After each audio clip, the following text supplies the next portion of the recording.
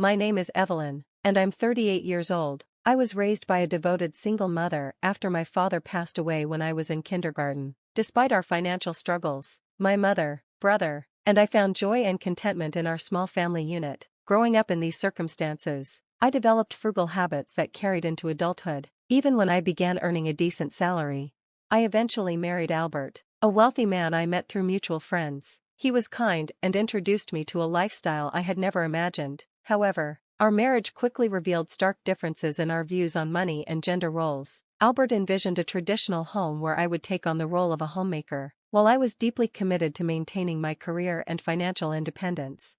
Before we married, Albert had hinted at his preference for me to adopt traditional domestic roles. I made it clear, however, that I wanted to continue working, at least until we decided to start a family. He reluctantly agreed, and we proceeded with our wedding. But after the marriage, the reality of juggling a full-time job and household responsibilities became overwhelming. While I worked tirelessly both at the office and at home, Albert settled comfortably into the role of a traditional husband. He contributed nothing to the household chores, coming home each evening to relax while I managed everything. This imbalance began to strain our relationship, and I found myself questioning if this was all our union had to offer. Even as my dissatisfaction grew, I hesitated to express my feelings. I feared Albert might pressure me to quit my job entirely. I naively hoped that having children might strengthen our bond, but as the distance between us deepened, I started doubting the feasibility of starting a family. One evening, I finally broached the topic with Albert, suggesting that we consider having children. At 32, I was acutely aware of the ticking biological clock, but Albert's response was dismissive and cutting. "Kids? You're already so tired from work. How would you manage raising children?" His words stung, marking the beginning of a downward spiral in our marriage. A few weeks later, as I was preparing to leave for a business trip, Albert surprised me by wishing me well and hinting at a big surprise when I returned. For a fleeting moment, I felt a flicker of hope, but when I arrived home, my world was turned upside down. The locks had been changed. Confused and alarmed, I called Albert, only to be greeted with shocking news. He had filed for divorce. Even more devastating, he revealed that he had secretly married his lover. He accused me of marrying him for his money and demanded I relinquish any claim to our shared property. I refused to be intimidated. When Albert attempted to pressure me into signing documents that would waive my rights, I insisted on a fair and mutual agreement. This led to tense confrontations, during which Albert belittled my financial status and mocked my upbringing. He even threatened to discard my belongings. Several days later, Albert called me in a panic. "What have you done?" he demanded. "What are you talking about?" I asked, puzzled by his frantic tone. "They've kicked me out of the apartment," he exclaimed, his voice trembling. "You're still staying there?" I replied calmly. "That's technically trespassing. It's a new month, and I'm no longer listed as a tenant." "But it's my place," Albert protested. "Actually," I reminded him, "it was a company apartment." Albert's carefully curated world began to unravel, exposing the lies and betrayal that had defined our marriage. As I moved forward, I found strength in reclaiming my independence and leaving behind a relationship that had only brought me pain.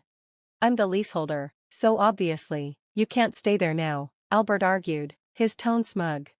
"That's ridiculous," I shot back, struggling to keep my composure. "Albert, how could you think it's okay to force me out without proper notice? As the leaseholder, you don't have absolute control over the property. It's a rental, not your personal asset. You can't just change the locks at will."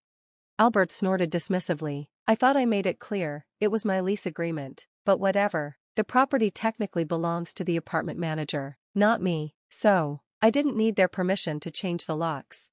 He still didn't get it. I took a steadying breath. "Here's what you're missing. I already terminated the lease before you pulled your little stunt. Legally, I was entitled to stay until the end of the month. By changing the locks, you've tampered with someone else's property. That could easily be seen as criminal damage." "Wait, what?" His bravado cracked. "Why terminate the lease so soon? Criminal damage? Is that why there are police at my door right now? I'm afraid to open it." I couldn't hide my exasperation. "The police might be there for more than just trespassing or lock tampering. You should talk to them. Oh, and just so you know, I reported you for forging divorce papers. Filing fake documents with falsified signatures is private document fraud. Divorce papers require mutual consent and authentic signatures." "Albert." There was silence on the line as he absorbed the weight of my words. I pressed on. Those papers you filed are invalid. And as for Judy, your supposed wife, that's not a legal marriage. How did I find out? Did you assume I was in the dark?" His voice faltered. You know about Judy?" "Of course," I said sharply. "I hired a detective agency to investigate while you were parading her around. They uncovered everything, including your little wedding ceremony while I was away on a business trip. I took time off from work to gather evidence and prepare my case. I also discovered you were sneaking Judy into our home." Albert was utterly silent now, likely feeling the walls close in. After a long pause, he stammered, Please don't tell Judy I'm still married to you." I couldn't help the small, bitter laugh that escaped me. Why would I? It's not my responsibility to clean up your mess. But here's a reality check. Since you committed adultery while still legally my husband, Judy is now liable for compensation. I've already sent her a demand for reparation via express delivery. She didn't know you were married, did she? Too bad. At this point, I can't retract the claim even if I wanted to. Albert's breath hitched audibly. She hasn't called me yet, so maybe she hasn't seen it. She will soon, I said coolly, and by the way, you might want to deal with the police instead of worrying about Judy. I'll ignore the police, he blurted, panic creeping into his voice. I'm going to Judy's house now to intercept the letter before she or her family sees it. He hung up abruptly. I smiled grimly, knowing his efforts would be futile. The letter was sent as registered mail and addressed solely to Judy. Even if he intercepted the postman, he wouldn't be able to claim it. Several hours later, Albert called again, sounding utterly defeated. He recounted his failed attempt. I was there when the postman arrived. Judy answered the door and signed for the letter before I could stop her. She opened it right in front of me. And? I asked, feigning casual disinterest. She read it, he mumbled, his voice hollow. She threw me out of her house. Good luck, Albert, I said curtly before hanging up. I'll take that envelope, Albert demanded from the postman. And who are you? You don't live here, do you? The postman asked, his tone skeptical. I practically live here. I'm married to Judy, so I have the right to receive her mail, Albert replied, his voice laced with desperation. That's not how it works, the postman said flatly. This is registered mail, and it's addressed to Judy. I can only hand it to her. Just give it to me, Albert insisted, his frustration growing. If you're that eager, you can ask Judy for permission, the postman said firmly, unmoved by Albert's demands. At that moment, Judy stepped outside, her face puzzled by the commotion. What's going on here? She asked, her eyes darting between Albert and the postman. Albert, why are you making all this noise? This envelope is for you, Judy, the postman explained, handing her the registered letter. Sorry for the disturbance, but this man insisted on taking it. Judy took the envelope, clearly baffled. A demand for reparation? She read aloud, her confusion deepening. Albert, what's this about? You were married? Albert paled and fumbled for an excuse. It's nothing serious, just my ex-wife being spiteful. She's a little unpredictable, he said, forcing a weak smile. I didn't want to bring it up because it's embarrassing, but I was divorced a long time ago. Judy crossed her arms, unconvinced. If that's true, why is she demanding reparation? If you were divorced before we met, this shouldn't even be an issue. Albert hesitated. She's probably just upset that I moved on and got remarried, he muttered, trying to dismiss the matter. But his excuses fell apart when Judy found my contact details in the envelope and decided to call me directly.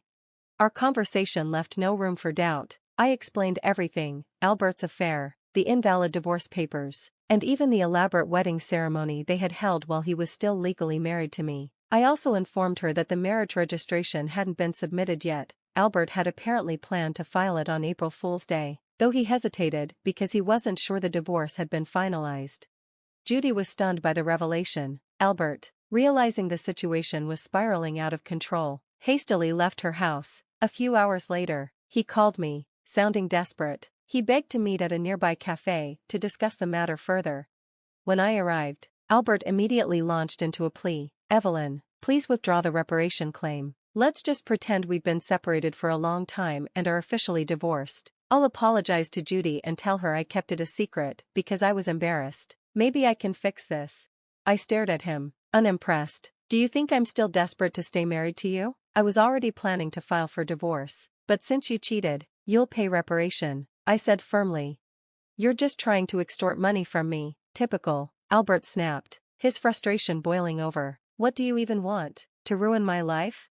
I leaned back, maintaining my composure. You don't seem to understand your position. If I say no, you can't marry Judy, your bigamous status will be exposed, and that will cause you even more problems. So, yes, you'll pay reparation, and we'll finalize the divorce.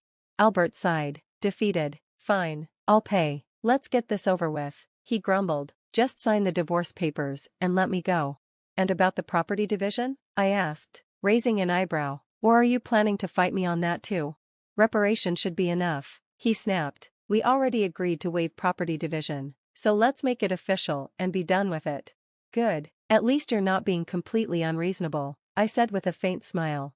We went to a public notary, where we formalized the terms of our divorce, including the reparation and property division. After completing the paperwork, we headed to City Hall to submit the final documents, officially ending our marriage.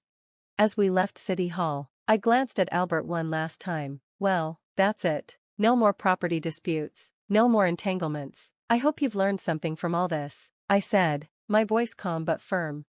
Albert didn't respond, he simply walked away, his shoulders slumped in defeat. I watched him go, feeling a sense of closure and relief. I tried to keep the conversation light. What are you saying, that I'm the one benefiting here? By the way, do you even have assets after paying me reparations? Judy will also claim damages. You know, she even mentioned charging you for the wedding expenses. Albert retorted dismissively, that's impossible. I'm marrying Judy. She can't claim damages. We're divorced now, so there should be no problem.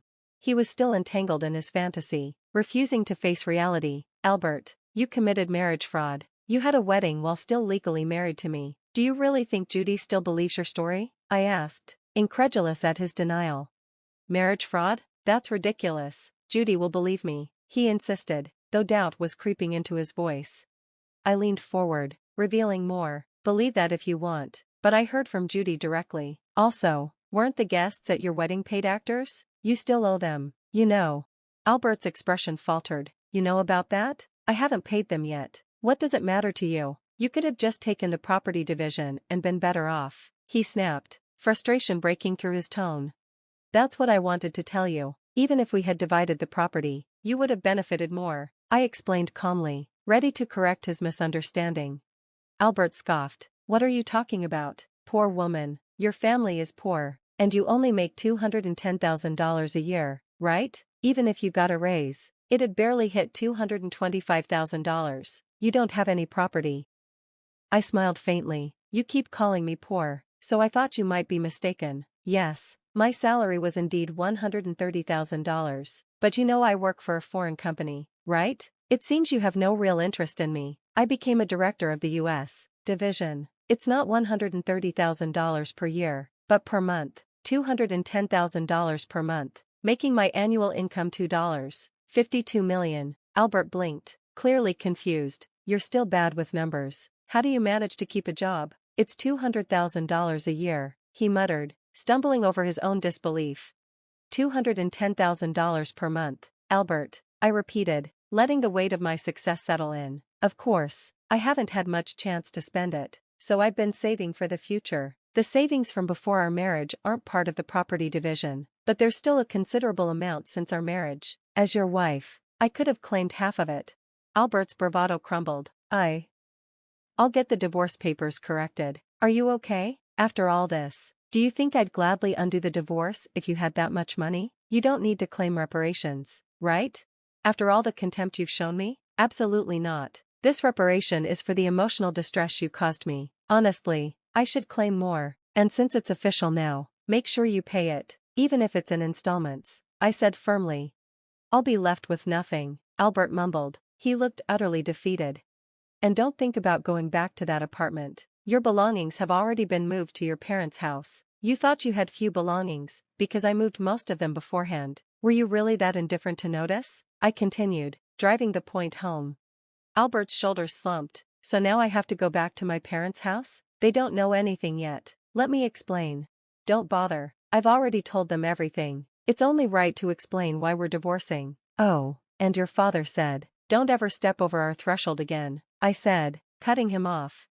Overwhelmed, Albert sank into his seat, and I left the cafe. Later, I heard he caused a scene at the police station. Ignoring my advice, he returned to the apartment, sitting aimlessly until the manager called the police. He was taken away, though it wasn't clear whether it was for trespassing, falsifying divorce papers, or obstructing public duties. Eventually, his parents took responsibility for him. After speaking with me and learning about Judy, they decided apologizing to her family and paying damages was the priority. They went to Judy's house, knelt before her family, and settled everything, even covering the wedding expenses. Despite this, I decided to pursue legal action against Albert for forging the divorce papers. He offered a settlement, but I didn't withdraw the lawsuit. I wanted him to understand the gravity of his actions. With everything handed over to my lawyer, the process wasn't too burdensome for me. In the end, Albert was convicted. His company fired him for being absent without leave. He ended up working at a relative's construction company, living in a basic shed-like structure without electricity, subsisting on just $6 a day for food, which his father deducted from his earnings. His parents were more stringent than I expected, determined to have him repay every debt before asking him to leave. As for me, after the divorce was finalized, I was offered a position at our company's head office overseas. Accepting the offer, I moved abroad, relieved to distance myself from Albert's potential interference. Work dominated my life at first, but a pleasant surprise awaited me. I entered a new relationship with a foreign executive at the head office. Things progressed quickly, and I am now pregnant, with plans to marry soon. I've been open with my partner about my past and my tumultuous relationship with Albert. He has been nothing but supportive. We've discussed plans for co-parenting, with him taking paternity leave while I return to work after maternity leave. His cultural perspective on sharing parenting responsibilities has been refreshing and transformative. Having endured so much turmoil with my ex-husband, I finally feel like I'm on the path to true happiness. My experience taught me that while divorce isn't always the desired outcome, enduring in silence is never a virtue. Honest discussions can lead to meaningful resolutions, and sometimes, divorce is a necessary step toward a better life.